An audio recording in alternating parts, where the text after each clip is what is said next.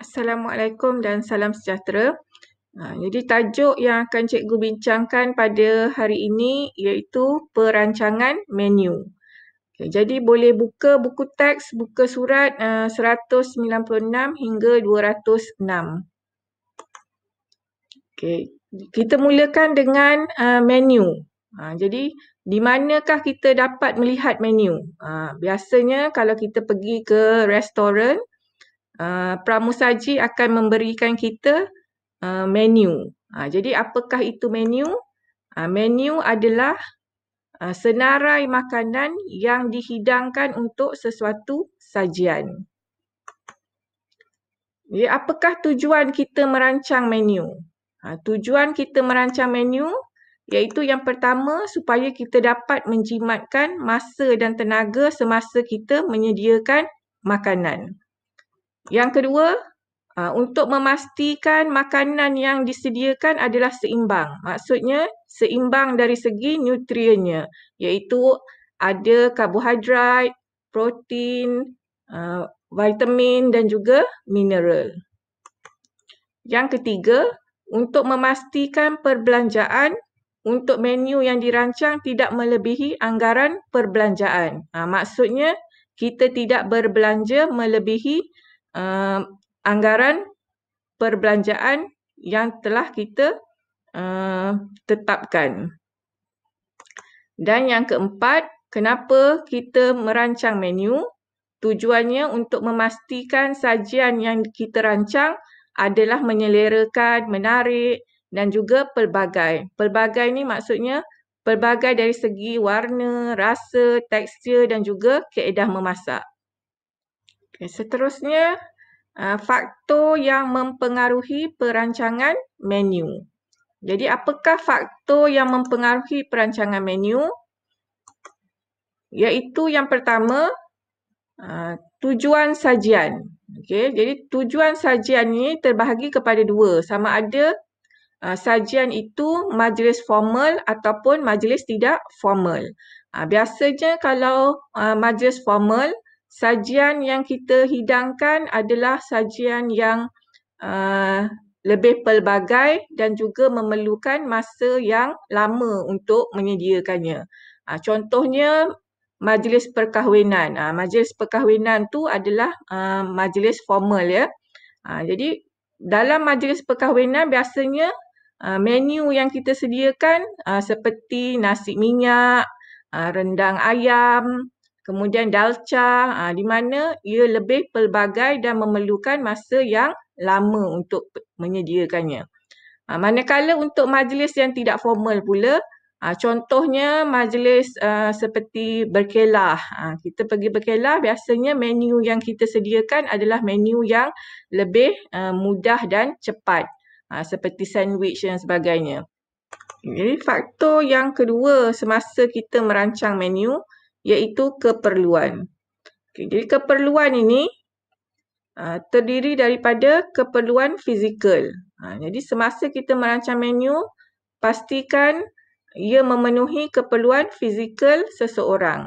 Contohnya, keperluan fizikal untuk orang dewasa adalah berbeza dengan keperluan fizikal bagi kanak-kanak.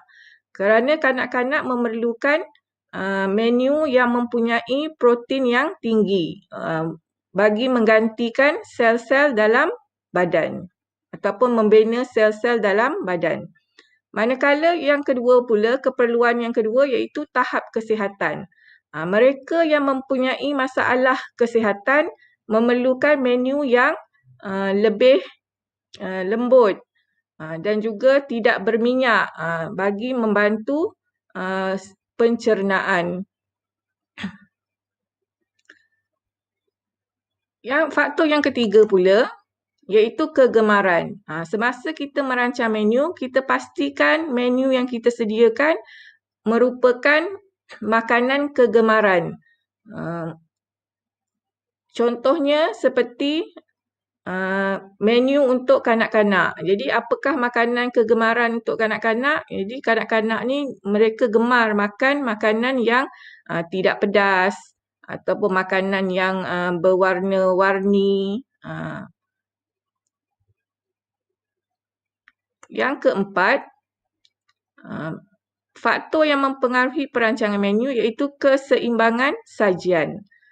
Keseimbangan sajian, pastikan bahawa sajian yang kita sediakan itu seimbang dari segi nutriennya, iaitu ada protein, karbohidrat, vitamin dan juga mineral.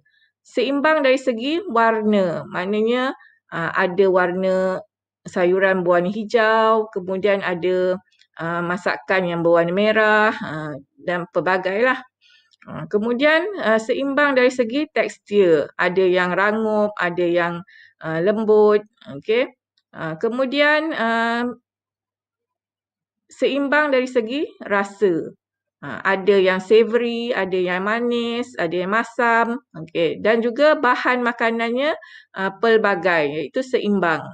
Dan yang akhir sekali, seimbang dari segi kaedah memasak.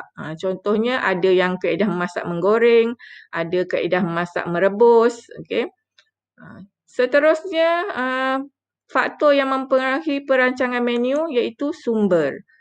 Sumber, kita kena tengok juga menu yang kita nak sediakan tu mestilah menepati jumlah keuangan yang kita ada. Dan juga sumber bahan. Menu yang kita rancang itu pastikan bahannya mudah didapati. Tidaklah bahannya bermusim. Contohnya seperti durian. Kalau kita nak sediakan menu berunsurkan durian, kita kena tunggu musim durian. Okay? Seterusnya, kemahiran yang kita ada untuk menyediakan menu tersebut. Keupayaan iaitu adakah kita berupaya untuk menyediakan menu tersebut, sumber masa, adakah masa yang kita ada itu sesuai untuk menyediakan menu yang kita rancang. Contohnya kalau masa kita pendek, kita nak sediakan rendang, maka masa tu tidak sesuai. Kemudian kemudahan fizikal. Sumber dari segi kemudahan fizikal iaitu contohnya alatan penjimat masa yang kita perlukan semasa kita nak menyediakan menu tersebut.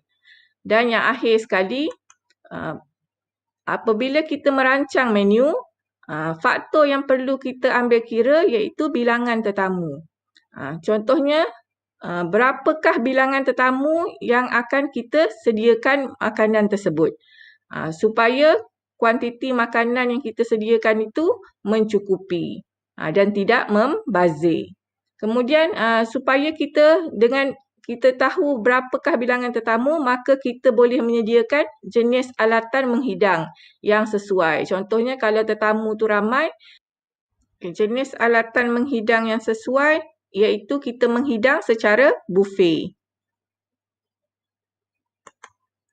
Seterusnya kita tengok pula menu harian seimbang keluarga.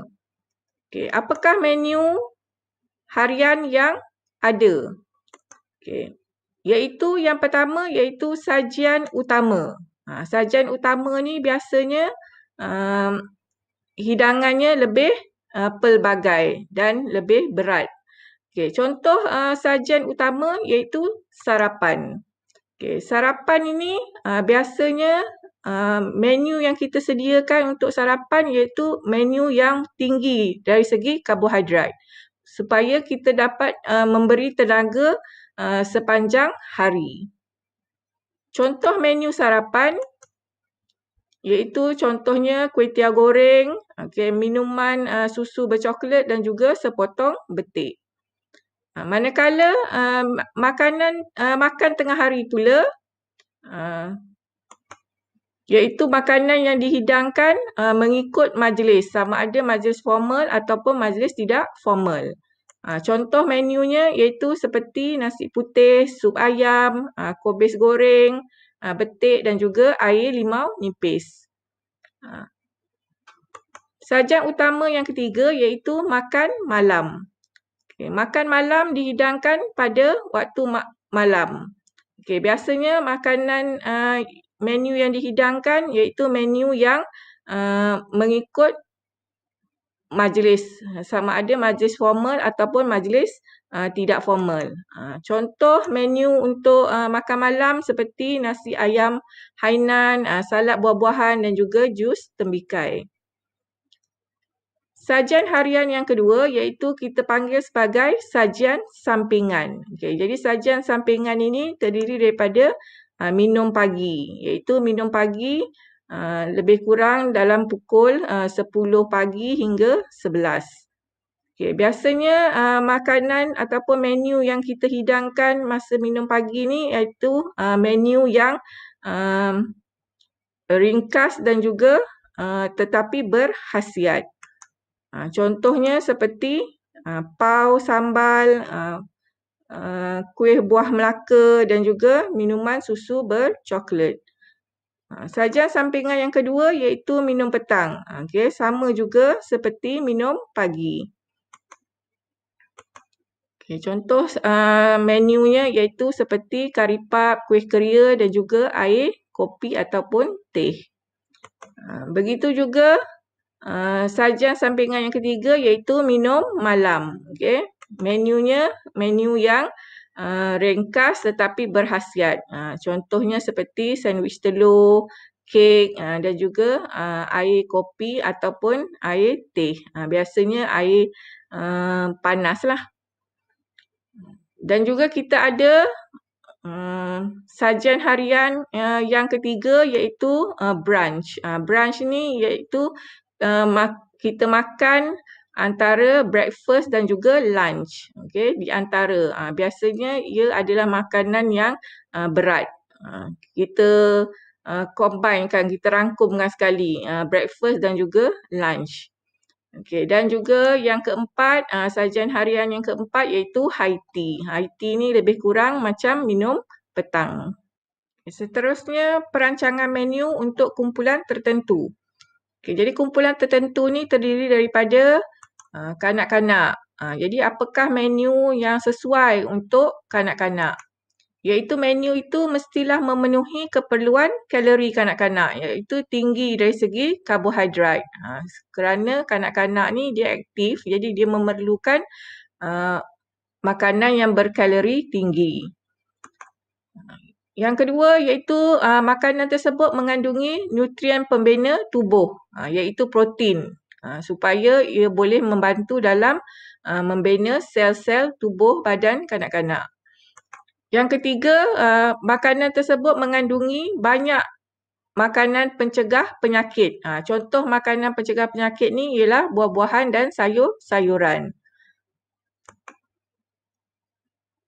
Hidangan untuk kanak-kanak pula mestilah beraneka jenis.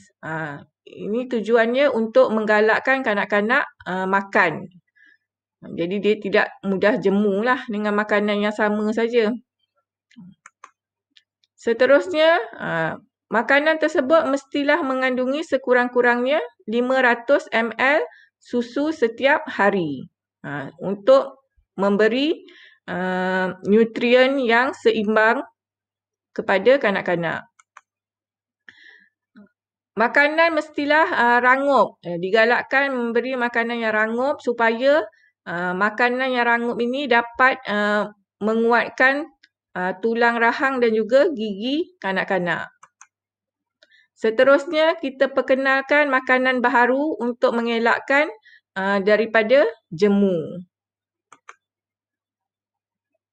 Dan menu yang sesuai untuk kanak-kanak iaitu menu yang mudah untuk dihadam dan tidak terlalu pedas. Okay, contoh menu untuk kanak-kanak ialah seperti bijirin sarapan bersama susu, kemudian telur masak hancur, roti rapuh, mentega, jam dan juga susu. Dan menu untuk makan tengah hari pula, contohnya seperti nasi putih, ikan masak masam manis, cendawan campur dengan lobak merah, aiskrim dan juga jus jambu batu. Manakala Makanan untuk menu untuk ibu yang mengandung pula mestilah mengandungi nutrien yang seimbang. Maknanya lengkap dari segi protein, karbohidrat, vitamin dan juga mineral. Seterusnya pengambilan ferrum yang mencukupi. Ini untuk penambahan darah semasa melahirkan nanti. Kemudian mestilah mengandungi asid folik yang tinggi. Asid folik ni sesuai untuk perkembangan otak untuk bayi di dalam kandungan. Okay, jadi contoh menu sarapan untuk ibu yang mengandung iaitu seperti bubur nasi, telur masak hancur, puding roti, buah-buahan dan juga jus apple ataupun susu panas. Dan juga menu makan tengah hari yang sesuai seperti nasi kerabu, betik dan juga jus lobak merah. Okay. Apa pula menu yang sesuai untuk ibu yang menyusukan anak? Jadi untuk ibu yang menyusukan anak, pastikan menu tersebut mempunyai makanan iaitu makanan sajian yang berkalori tinggi. Kerana penghasilan susu memerlukan tenaga yang banyak. Seterusnya, makanan untuk menu untuk ibu yang menyusukan perlulah mengandungi protein yang tinggi. Dan juga ibu yang menyusukan anak perlu mengambil sekurang-kurangnya 2 hingga 4 liter susu sehari. Dan ibu perlu minum air 6 hingga 8 gelas air sehari. Ini untuk menambahkan susu yang dihasilkan oleh ibu tersebut.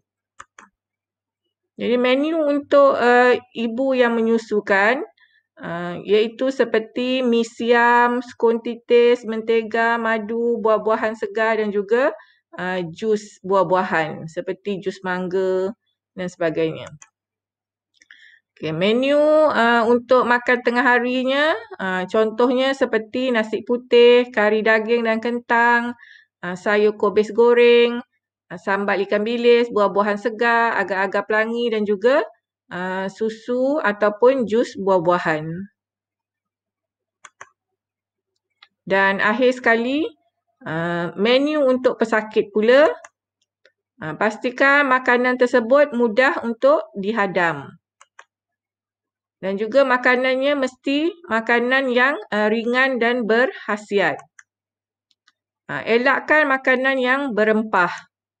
Dan juga gunakan kaedah masak haba lembab seperti merebus, mengukus untuk memudahkan penghadaman. Dan elakkan kaedah masak haba kering iaitu seperti menggoreng, menggrill.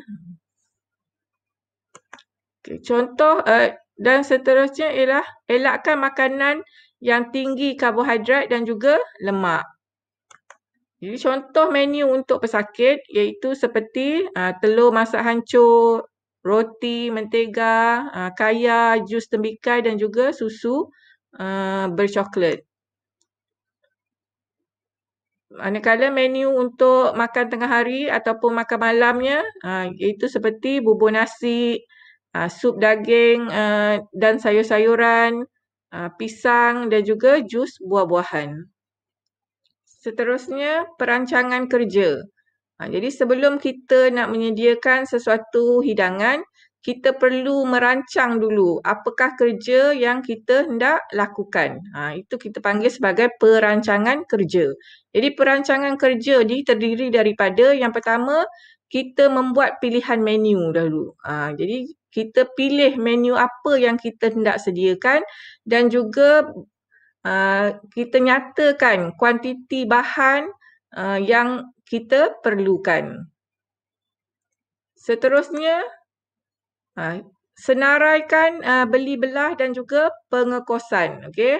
Jadi kita senaraikan berapakah jumlah kuantiti yang kita perlukan dan berapakah harganya supaya untuk memudahkan kita mengira kos sajian. Yang ketiga, senaraikan alatan. Okey. Senaraikan semua alatan yang kita perlukan untuk menyediakan hidangan ataupun menu yang telah kita tetapkan. Yang keempat, membuat pilihan aktiviti. Biasanya pilihan aktiviti ni iaitu susunan aktiviti mengikut tempoh masa yang telah kita tetapkan. Di mana makanan yang perlu dihidang sejuk perlu disediakan lebih awal berbanding makanan yang perlu dihidangkan panas. Dan yang akhir sekali, kita membuat susunan kerja.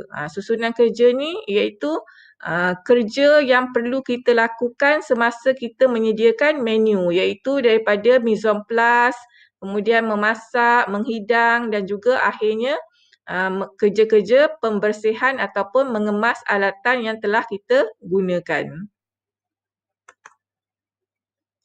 Jadi ini adalah contoh pilihan masakan, kaedah memasak dan juga alat penjimat masa yang kita perlukan. Ini pilihan masakan, contohnya menunya iaitu bubur nasi, sayur kangkung, telur asin, betik dan air kopi. Dan juga kita senaraikan bahan yang kita perlukan beserta kuantitinya.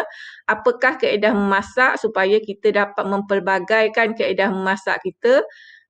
Dan juga apakah peralatan yang kita perlukan untuk menyediakan menu tersebut. Okay, seterusnya pengiraan kos sajian. Bagaimana kita nak mengira kos sajian? Kos sajian formulanya ialah kos bahan mentah tambah kos upah tambah kos sampingan. Okay, mula-mula kita senaraikan dulu bahan mentah yang kita gunakan beserta dengan kos seunit. Dan kita kira jumlah kos sebenar. Okay, contohnya beras, kuantiti yang kita gunakan ialah 300 gram. Kemudian kos seunit beras itu ialah RM2.60 per kilogram. Okey, dan kita nak kira berapakah jumlah kos sebenar.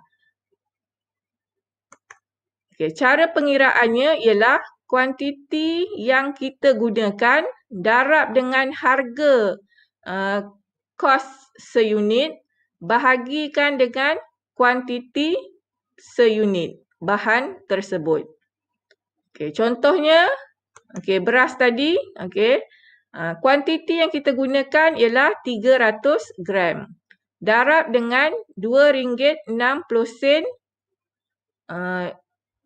iaitu RM2.60 per kilogram. Bahagi dengan sebab dia RM2.60 per kilogram, maka kita bahagi dengan 1000. Kerana 1000 gram bersamaan dengan 1 kilogram. Maka kita dapat jumlah kos beras 300 gram beras tersebut ialah 78 sen. Setelah kita mendapat kos bahan mentah, kita kira pula kos upah. Kos upah formulanya ialah kadar upah darab dengan bilangan jam darab dengan bilangan pekerja. Seterusnya kita kira pula kos sampingan. Jadi kos sampingan terdiri daripada contohnya gas, elektrik, air. Jadi kita kira jumlah kos sampingan yang kita gunakan. Setelah kita mengira ketiga-tiga kos iaitu kos bahan mentah, kos upah, kos sampingan, kita tambahkan ke semua kos tersebut untuk mendapatkan kos sajian. Seterusnya kita pergi kepada susunan kerja.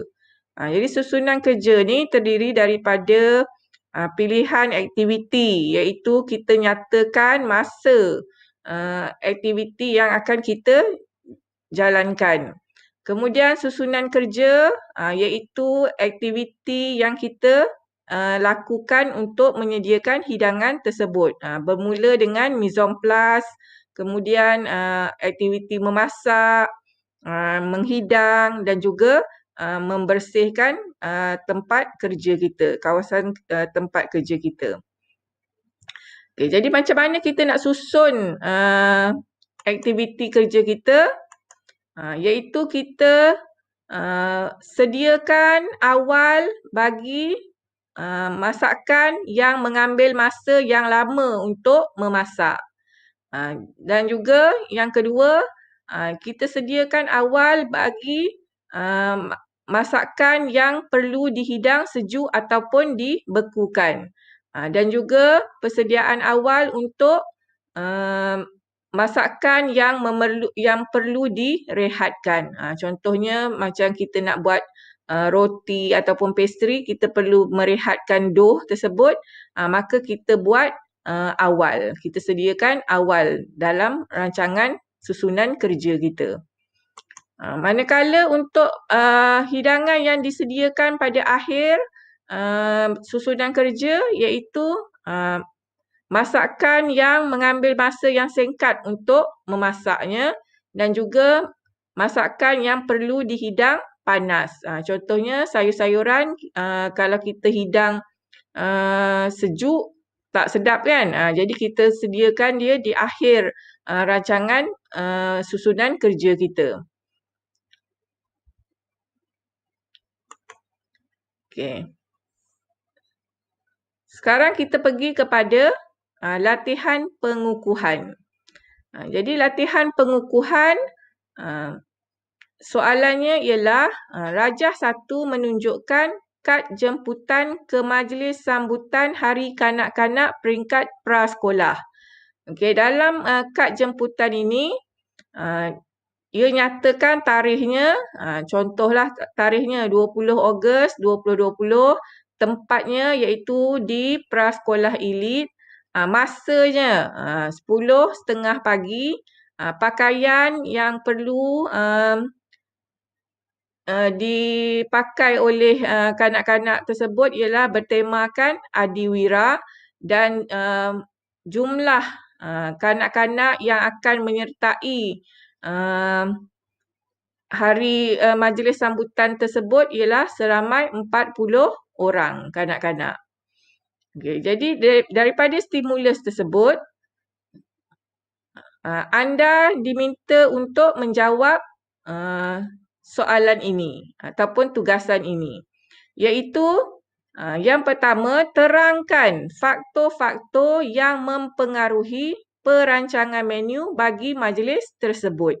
Jadi daripada kad jemputan tu, anda kenal pasti apakah faktor yang mempengaruhi perancangan menu anda ataupun menu yang nak disediakan pada majlis tersebut. Majlis sambutan Hari Kanak-kanak itu. Yang kedua, B, nyatakan 2 perancangan kerja yang perlu dilakukan sebelum menyediakan hidangan untuk majlis itu. Jadi sebelum kita nak menyediakan hidangan tersebut, kita perlu membuat perancangan kerja. Nyatakan 2 perancangan kerja tersebut. Ada banyak perancangan kerja. Saya minta dalam soalan ini minta 2 sahaja. Okey, bagaimana nak menjawabnya? Okey. Soalannya ialah untuk kita menjelaskan faktor yang mempengaruhi perancangan sesuatu menu. Jadi soalan ni ialah soalan aras rendah konstruk memahami. Okey, maksudnya awak faham apakah faktor-faktor yang mempengaruhi perancangan menu, awak senaraikan dan terangkan saja. Okey, mudah saja. Iaitu pertama, seperti yang saya beritahu, senaraikan dulu apakah faktor-faktor yang mempengaruhi perancangan menu. Ada 6 faktor yang mempengaruhi perancangan menu. Jadi senaraikan ke 6 itu dan kita pilih faktor mana yang sesuai dengan stimulus ataupun rangsangan yang diberi. Jadi faktor yang kena dengan rangsangan yang diberi, kita tandakan right. Okey, mana faktor yang tidak kena dengan rangsangan, kita tanda pangkah. Setelah kita mengenal pasti faktor-faktor yang sesuai, maka kita jawab dalam bentuk struktur begini iaitu yang pertama kita nyatakan faktornya, contohnya faktornya keperluan. Okey, jadi kita beri penerangan kepada kenapa kita katakan keperluan itu sesuai semasa kita merancang menu tersebut. Seterusnya kita terangkan faktor yang kedua dan faktor yang berikutnya. Dan jawab pula bahagian B. Okey, markah keseluruhannya ialah 10. Bermakna ada 4 faktor dan setiap faktor dan penerangannya 2 markah. Okey, faktor 1 markah dan juga penerangannya 1 markah lagi. Jadi 4 faktor kesemuanya. Tengok pada markah yang dinyatakan di dalam kurungan tu ya. Jadi itu saja pengajaran cikgu pada hari ini. Okey, jadi saya harap anda mendapat manfaat daripada video saya ini. Sekian, terima kasih.